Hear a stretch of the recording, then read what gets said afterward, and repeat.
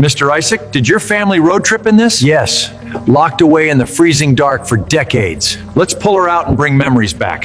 Please let me see her shine one last time before I say goodbye. Isaac had whispered, his voice cracking with the heavy weight of a decades-old silence. Right after we broke open the heavy wooden doors of the freezing barn to reveal the ghost of his 1963 Mercury Colony Park wagon, standing there in the bitter winter chill watching the old man bundle up in his thick winter overalls just to visit his past, I realized the massive layer of sun-baked silt and barn debris burying this classic wood-paneled wagon was far more than just a messy exterior. It was the literal physical weight of a family's forgotten laughter left to freeze in the dark. Isaac had owned this classic cruiser since his children were small, using it as the ultimate road trip machine to cross state lines with his late wife every single summer until life quietly drifted apart and the heavy green barn doors were shut for good.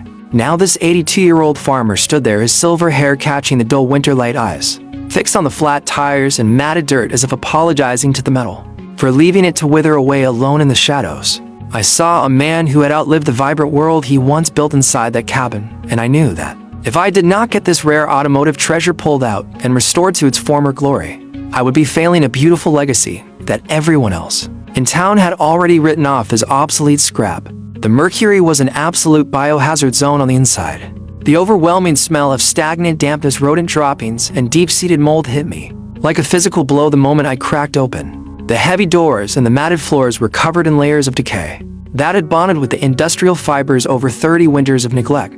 There were nasty, grimy messes across the classic dashboard, and the iconic wood grain trim was heavily faded and covered in spider webs that made it truly hard to even look at. But every time I scraped a layer of hardened sludge away from the wheel wells after winching the beast onto the dollies, I was not just cleaning a vehicle. I was unearthing the tangible fragments of Isaac's soul.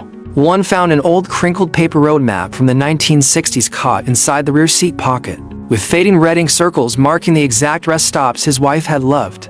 And I handled that fragile paper with absolute respect because it was a silent witness to a beautiful love story that Isaac had guarded in his heart without complaint. Even as his own body grew frail, I spent 13 long and grueling hours wearing a respirator to pressure wash the frozen grime away, and using industrial steamers to blast the toxic mold out of the seat tracks, because it was impossible to breathe the luxury and otherwise. The amount of pitch black sludge I extracted from those matted seats was staggering, and for hours the only sound was the steady rhythmic hum of my extractor, and the hopeful silence of an old man waiting outside the barn for a miracle. I took my sweet time with the clay bar and the cutting pad, gently reviving the teal paint and conditioning the wood panel decals until the entire body caught the bright daylight like a fresh coat of lacquer. When I finally finished dressing the tires and polishing the massive chrome grille, it felt like an absolute victory over the darkness that had tried to swallow Isaac's past forever. He told me that seeing the wagon looking brand new didn't just clean his car, it made him feel like the weight of his physical decline had been lifted from his own Kong shoulders, giving him back a sense of pride he thought was buried under the barn dust forever. It is never just about the stains, it is about acknowledging that our history is worth the hard work, and that even when our bodies are tired, our legacy deserves to be polished until it shines. 13 hours of sweat to trade for the tearful smile of an old farmer who finally saw his family's reflection in the teal paint is a price far too cheap for me. But what about you? If you found the ultimate piece of your family's youth rotting away in a frozen barn, would you put in the grueling labor to bring it back? Or would you let the winter bury the memory forever? Comment your choice below, and are you ready to see your own legacy shine again?